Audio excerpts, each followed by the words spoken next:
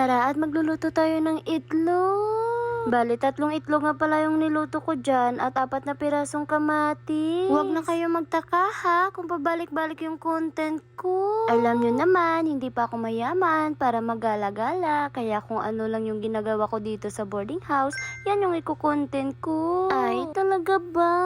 Sana di kayo magsawa, no? Ito na pala kapango yung itsura ng itlog. O, diba? Simple at nakakatipid pero masarap. So, bahaw nga pala yung kanin ko dyan kapango ha. Pagsaing ko kasi sa umaga kapango, dala na hanggang hapunan.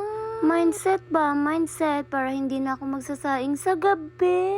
Tara kapango, kainan na. Kapag nagbo-voice over ka nga pala katulad ni Erica Pineda, dapat hindi ka paus. Kasi kapag paus ka, wala kang boses. Ika-career ko na to kapango ha, kasi maraming natutuwa. Sabi nila ang kulit-kulit ko daw. Totoo ba? Asya, hanggang dito na lang yung mini vlog ko. Bye-bye, bukas ulit.